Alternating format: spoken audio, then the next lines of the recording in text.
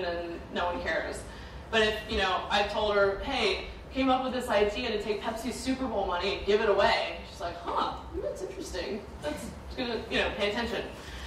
So this was just to kind of show you behind the curtain a little bit on this idea. I think it's better because sometimes you see stuff and it's all shiny and perfect out in the world and everyone's talking about results and how amazing it is, but it's like it really starts from something very simple. And this one really had to do with Lee Cloud yelling his face off.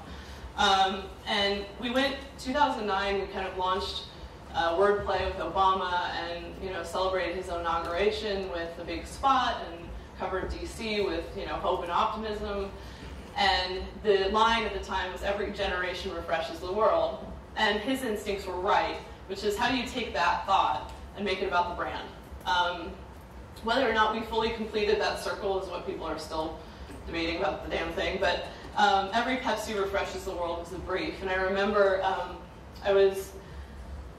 I crashed a meeting. I crashed a lot of meetings. It's really helpful to do that because sometimes you're not invited, but you need information. And you have to just go. Like, you just have to show up. No one's going to kill you.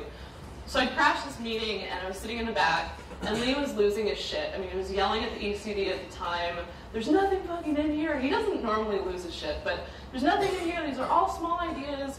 You can't refresh the world with, a checkerboard and a park bench. And, when are you guys going to think bigger than this? And I'm like, oh, crap. Like, I got to figure this out. And that was kind of, again, that challenge of like, well, I kind of want to be the one that makes Lee Cloud not mad. So I'm going to figure it out. And I actually grabbed two creatives that I knew and trusted. And I was like, okay, I sort of sketched out something in the meeting. We went into a conference room.